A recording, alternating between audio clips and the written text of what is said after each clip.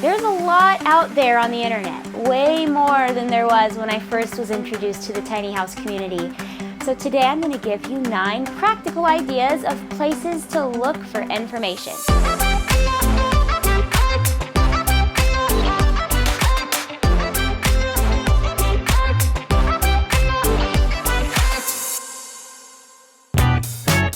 Hi, I'm Amy and welcome to my tiny house. This is Tiny House Big God, where I love to tell you all about the 2.5-year journey that my dad and I took to build this awesome DIY tiny house on wheels. This is part of the nuts and bolts part of the channel, where we give you some practical details about how to plan your very own tiny house. Today's episode is about 9 resources to help you plan your tiny house. The first idea you probably already do, which is to watch as many tiny house tours as you possibly can. I would go home every day after work and I would watch a tour on YouTube, and then I would really pause and reflect. What did I like about that house? What did I not like about that house? How would my lifestyle work if I put it into that house? What would I change? And I kept a document, actually I kept a big folder of ideas on my computer with screenshots of images and all kinds of different ideas that I could steal from other people and put into my house. So if I did something you really like, please go ahead and steal it. That's what we all do in this community. The second resource I would like to draw your attention to is to try to go to a tiny house festival. These are glorious events, and you probably have one in your state. You'll have to look it up. We had one in our state in the very beginning of our process, and we decided to go check it out. One of the excellent things about going to a tiny house festival is that you get to actually step into a tiny house and feel what it feels like. You can get a sense for how wide it's going to be, how tall it's going to be, and how the flow works from one part of the house to another. Another thing that you'll see probably is some things that were poorly done. We saw one tiny house where there was a ladder and it was in the main part of the space, and the way they had laid it out, you really couldn't walk around. And I also noticed that when I went into the loft, I could not sit up because my head hit the ceiling. So for me, in that situation, I was thinking, okay, let's note that I should not have the stairs near the seating. I should make there be a lot of headroom, etc., etc.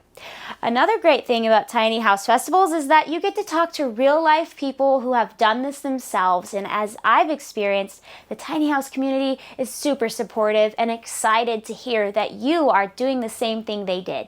I think I talked to one family for a solid hour or something because their design was very similar to what I had envisioned, and they had actually executed it really well. They answered all kinds of questions. Additionally, you'll see a lot of schoolies or school bus conversions at tiny house festivals, and they have different nuances and intricacies of how they build their homes. So you might find that you actually would rather be in a school bus conversion than a tiny house because you want to be a little bit more mobile, or maybe you want higher weight restrictions, or you could be heavier on your build.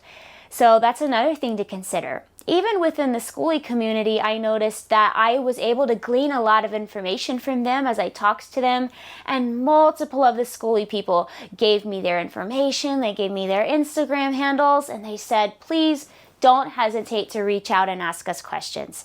I truly have found the tiny house world as a family, and we are happy to welcome you in it.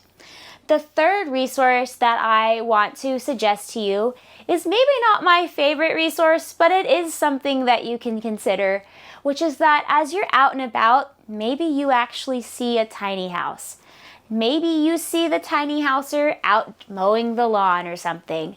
You might, just as a friendly neighbor, say, hey, I'm thinking about building my own tiny house, or hey, I'm building my own tiny house, and see if they have any tips for you, or they might even let you inside.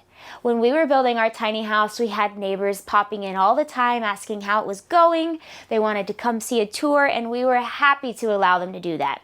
However, I do know that as a tiny houser, I really don't want random strangers coming up into my house. So just be a little bit mindful of what you think the most appropriate thing is.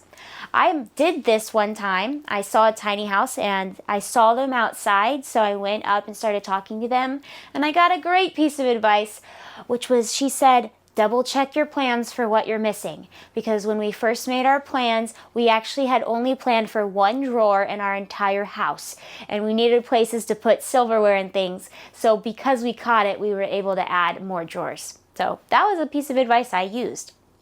The fourth resource that you can do is to scour social media for groups and communities that you can join. Now, I am part of the old fogey Facebook crowd because all the young people are on Instagram now, but I know that on Facebook there are lots of tiny house groups. There are international tiny house groups, and there are also state-level tiny house groups, and sometimes even city-level tiny house groups, depending on how popular it is in your state.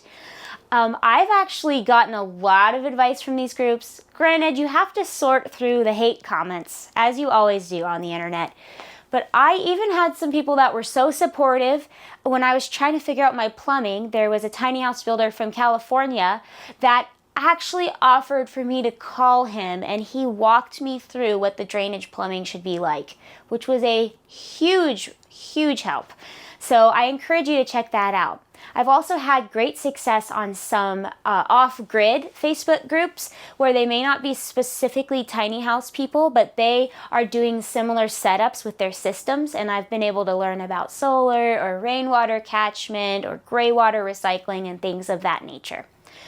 The fifth resource that I want to encourage you to check out is to find a tutorial on how to build a tiny house through videos.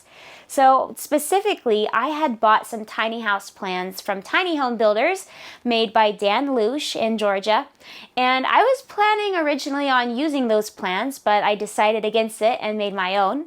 However, when I bought my tiny house plans, it came with access to several videos of him walking through the whole process of building a small tiny house. That was really helpful for me to understand the framing, the insulation, the sheathing, the putting in windows, some of those basic things. So shout out to Dan Lush, super nice guy. He has some resources that you can use. The sixth resource that I want to suggest goes along with that, because I know that Dan Lush, at least in the past, has also offered tiny house building workshops where you can go in person for a certain number of days and as a collective group build a tiny house together. This is fantastic experience, hands-on, for you to get your hands dirty and actually experience what it's like to build a tiny house.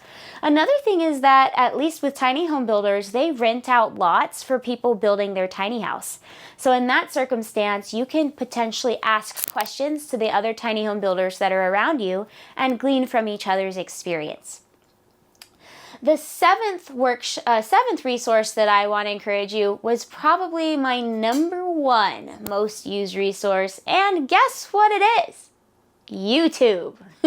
I love to tell people that I have a degree from YouTube University. They say, well, did you have any experience before you started your tiny house with construction? Guess what my experience was? I turned old coffee cans into planters by drilling holes into the bottom of them. That's it. I had not done any other handyman project or handywoman project. And through the power of the YouTube, I was able to gain so much experience. Now, there are hundreds of videos on YouTube. I would encourage you to check out some just general building channels that have great advice. I think Matt Reisinger is one that's fantastic. But also check out tiny house specific channels, because I really want you to know that you need to understand how construction is different for a mobile house versus a foundation house, because they're not the same. My absolute favorite YouTube channel for tiny homes is Tiny Nest. Shout out to Tiny Nest. I don't know them. They did not ask me to say that.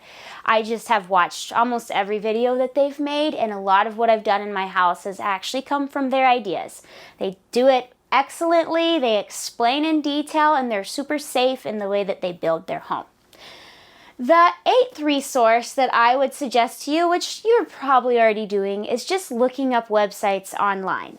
Again, I realize there are millions of websites on the Ethernet, the interwebs, but there are lots of things on the internet that I would say have been helpful. One of them is a website called The Tiny Life, which was made by someone who actually also built a tiny house. There's a lot of detail on that website. And then another person, two people I would suggest you check out are Alexis Stevens and Christian Parsons. I believe their website is called Tiny House Expedition. They are two people that are partners, and they have been traveling in a nomadic lifestyle all over the US in their 20-foot tiny house. One of the reasons I encourage you to check them out is because they are advocates for the tiny house movement and have for several years been going to different city councils and advocating that we should change zoning rules to make it easier to live in a tiny house. So a lot of what I've learned about zoning and the nuances of being in a tiny home legally have come from them. The last resource, the ninth resource I would like to tell you about is a podcast. Because sometimes you're just on the road and you cannot be watching a screen. A wonderful podcast called Tiny House Lifestyle with Ethan Waldman. Shout out to Ethan. I don't know him either. He didn't ask me to say this, but I have found his podcast to be very informative.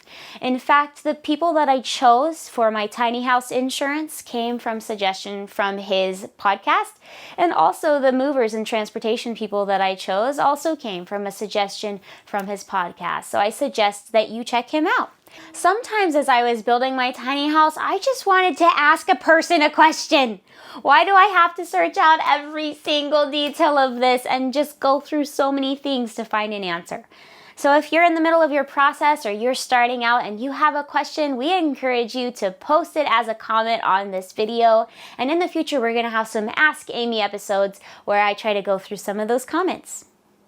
There are so many ways that you can learn about building a tiny house, and I know it can feel really overwhelming. So hopefully this list of 9 resources will help narrow down your journey as you're searching. This has been Amy on Tiny House Big God. I wish you the best on your building, and I hope to see you next time.